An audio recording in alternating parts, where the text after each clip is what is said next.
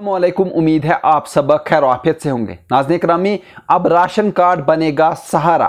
सरकार ने दिया नया फैसला, महाजरीन के लिए बड़ी खुशखबरी। आप देख रहे हैं मेरा यूट्यूब चैनल और मैं हूं आपके साथ मोहम्मद बाबर। जम्मू कश्मीर के इन हज़ारों लोगों के लिए एक बहुत बड़ी खुशखबरी आई है, जो महाजरीन बनकर बरसों से ज़िंदगी गुजार रहे हैं, चाहे वो कश्मीरी महाजिर हों या जम्मू से हिजरत करने वाले।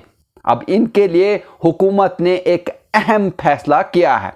इनके राशन कार्ड को नेशनल फूड सिक्योरिटी एक्ट यानी NFSA में शामिल कर दिया गया है। इसका मतलब है कि इन लोगों को भी वो सब सरकारी फायदे मिलेंगे जो आम लोगों को मिलते हैं, जैसे सस्ता राशन, दीगर स्कीमों के फायदा बगैर किसी रुकावट के। महाजिर कौन होता है? मैं आपको बता दूं, महाजिर इस शख्स को कहते हैं जिसे किसी मजबूरी, जुल्म, जंग या खतरे की वजह से अपना घर बार, गांव या शहर छोड़कर किसी और जगह पनाह लेनी पड़ती हो। जैसे 1990 के बाद हजारों कश्मीरी लोग शिद्दत पसंदी, मार दहार और खौफ की वजह से अपना इलाका छोड़कर जम्मू या मुल्क के दूसरे हिस्सों में आकर बसे थे। जम्मू की बात करें या कश्मीर की बात करें, ये लोग कश्मीरी महाजरीन कहलाते हैं। उन्होंने सब कुछ खो दिया, अपना घर, ज़मीन और सुकून, और आज तक कैंपों या किराए के घरों में जो है वो रह रहे हैं।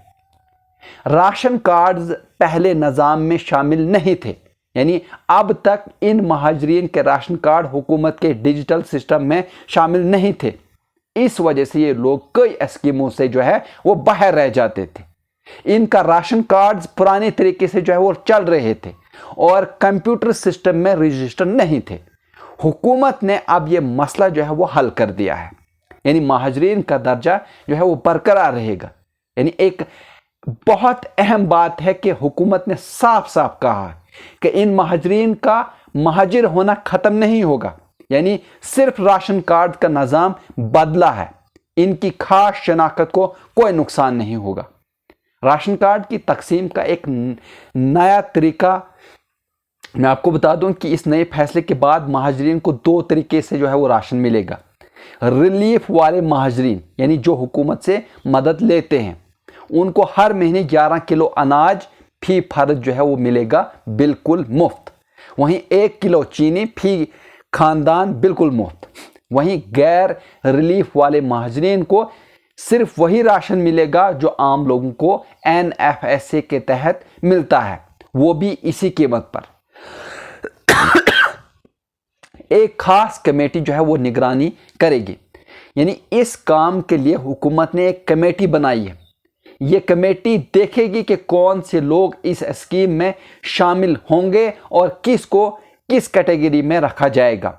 इसमें रिलीफ कमिश्नर, तहसीलदार, सोशल वेलफेयर ऑफिसर और दीगर ऑफिसरान जो है वो शामिल होंगे।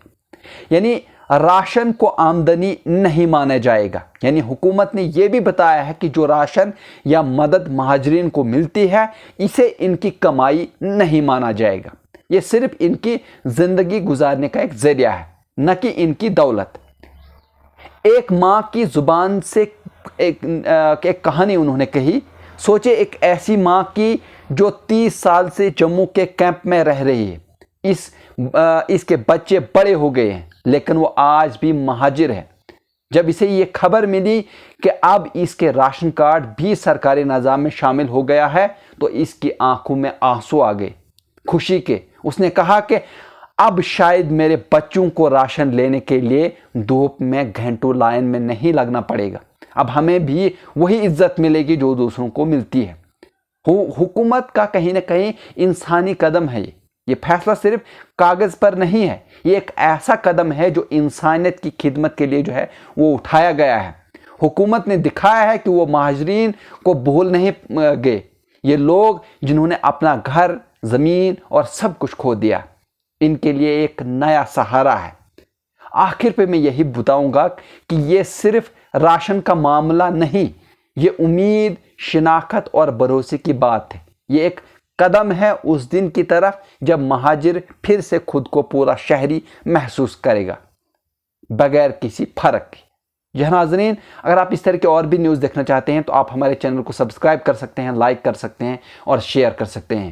مجھے دیجیے اجازت، شکریہ۔